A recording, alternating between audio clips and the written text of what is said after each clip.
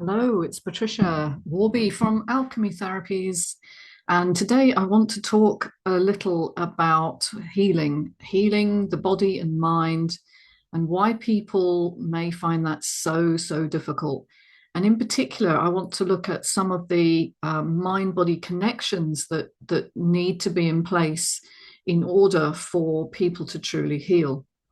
Now, the first thing to say is that a practitioner like myself is not a magician. Okay, we can come in and we can give you tools and we can give you support and we can kind of lead the way. That's what we're doing. But we do not fix you.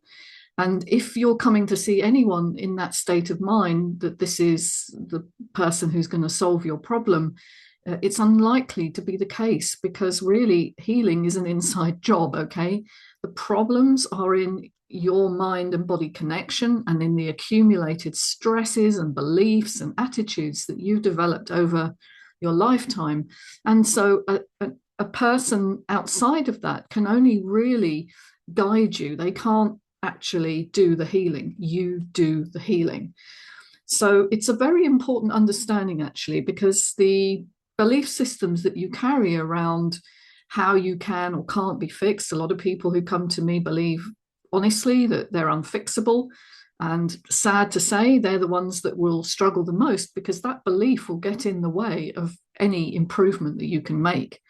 And it's highly linked to shame, actually. Shame tells us that we're bad, wrong, we don't make the grade somehow, and the healing journey can be a very stressful pathway. I know in my own journey to health, it was really difficult to accept help, because shame told me that I should do it all alone, and that I got myself into this state, I should be able to get myself out of this state. And actually, we do need help and support, okay? But we can't rely on another person to do the healing for us.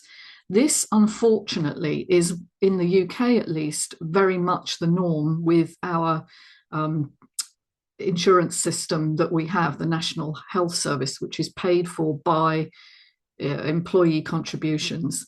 And we tend to think our body's fine until we get sick, and then when overt symptoms that don't go away strike us, that's when we turn to the health service and say, please fix me.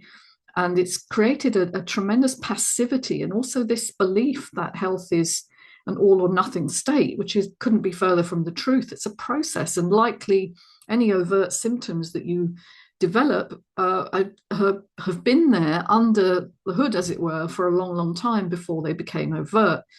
It's just that you reached a threshold point where your body could no longer adjust, which is the sort of allostatic load, as it's called. So you reach a tipping point, that's when you get symptoms. It doesn't mean you were healthy before. Okay, and so health is a process, not a destination.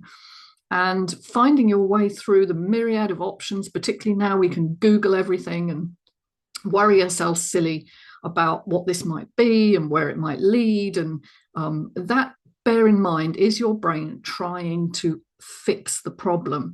It's searching for information to corroborate what it knows is a problem and try and create a solution for you. But unfortunately, in looking for the solution, it creates worry and anxiety, which does nothing to help your body engage its own healing mechanisms, such as the resolution of the cell danger response, which I talked about a few weeks ago.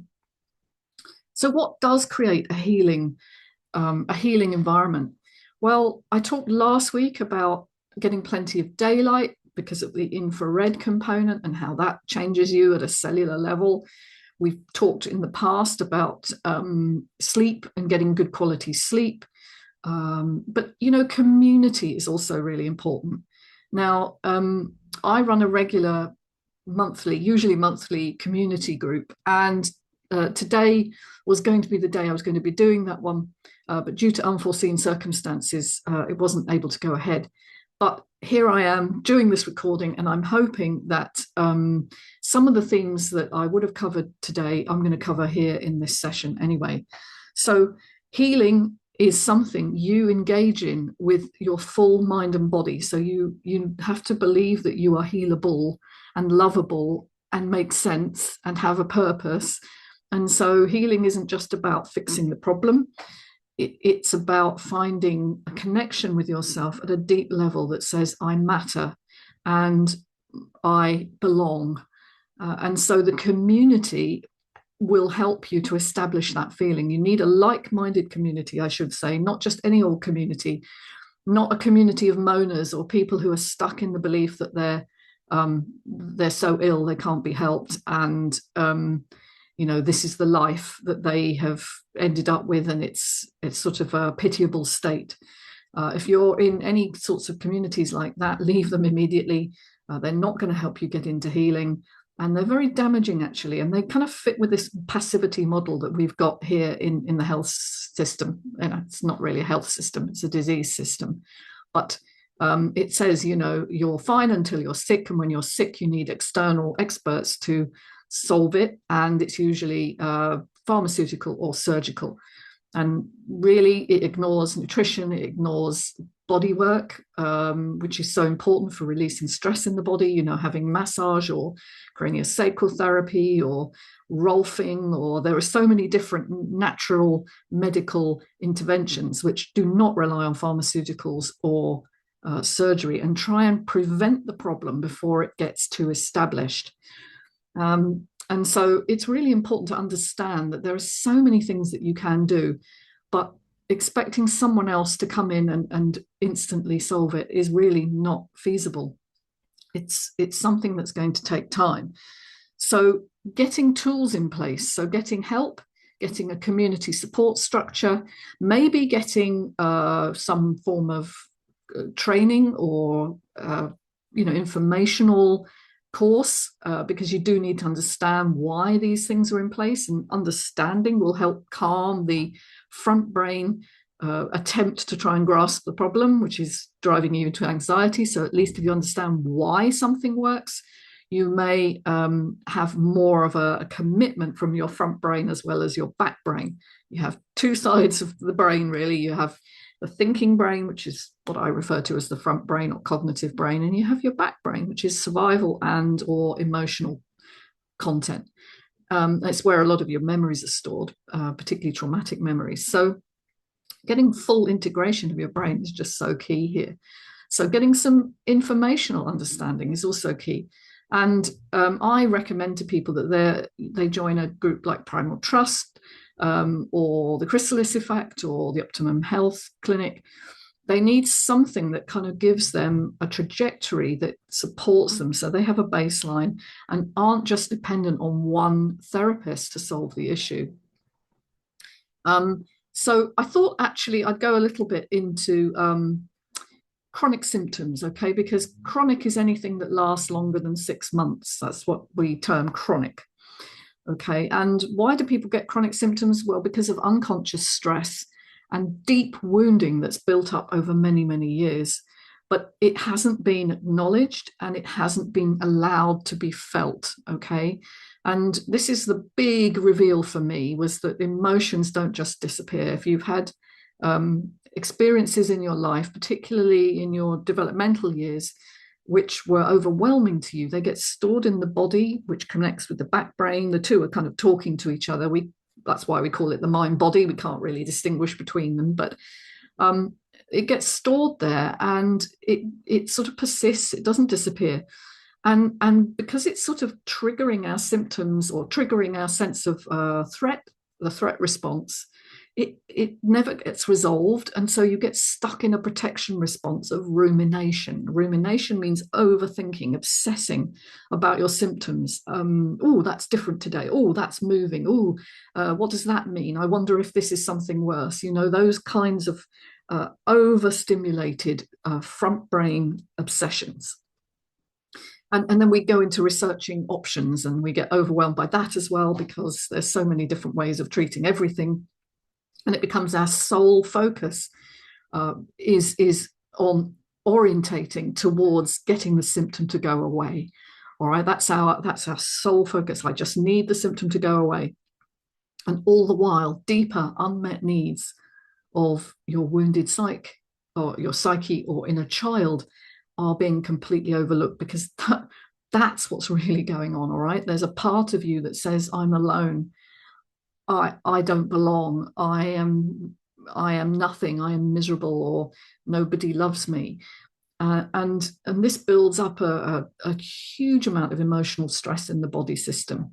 Okay, so the only way really to uncover some of this is through somatic practice. Somatic means of the body, or soma, and things that I do, which I have adapted from other people's work.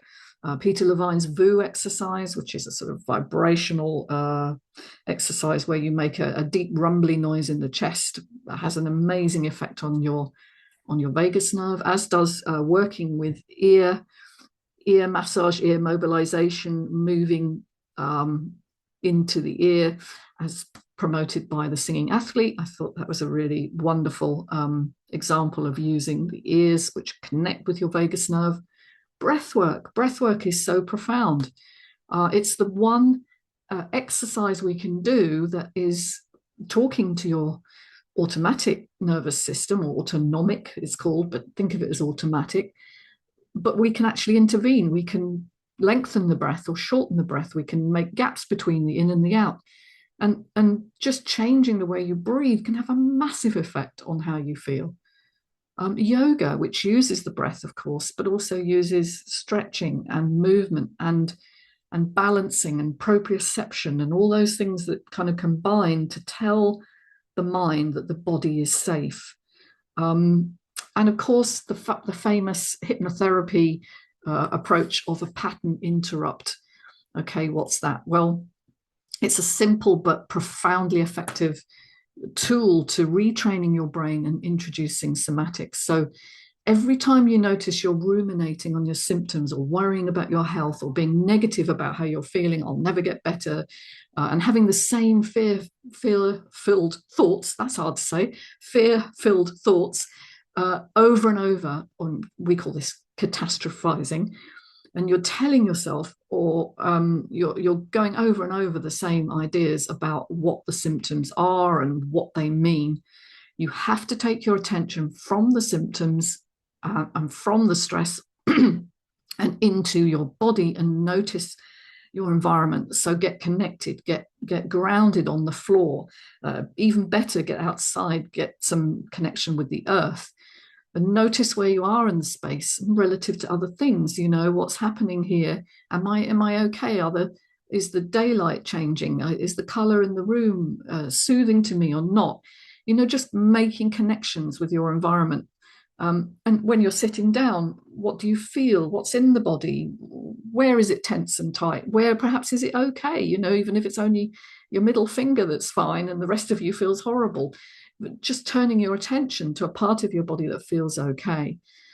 And if you're standing right now, can you feel your feet? Or are you just completely so disconnected from your body that you've not really thought about them? Just bring your attention to your feet. And move your attention up, and just notice how your body feels in this moment. Can you think of something that actually brings you joy in this moment? It can be very simple, just thinking of a child or a pet, or something natural, a nature image, anything that makes you feel peace, some peace or joy inside. It could be a piece of art, just looking at a picture. Often looking at pictures of the natural world make me feel a lot calmer. Hence, that's what we have on our desktop usually if we're using computers. Did you know that the color green, it has a massive effect on our brainwaves? And because it's actually reflecting infrared light, that's why things are green. Okay, the opposite to green is red. And so having a desktop picture that involves green trees or green fields or a sense of natural environment makes a big difference. Okay, even better if you can look out the window and see something lovely and green. Can you connect with that? Can you breathe into it for 30 seconds or more? You need to spend time doing this, all right? If you've been running the program that says, I got to think my way out of this, I'll get to it, I'll find the solution, right? You've really got to break that pattern. And that's what the pattern interrupt is. It's breaking the habits of a lifetime of overthinking and over-focusing on things that you actually can't change. Okay. You also notice, you make that connection between the breath and the body. And so that's one way of doing it. The other thing is meeting your own needs, okay, and putting things into your day which actually support you rather than stress you out.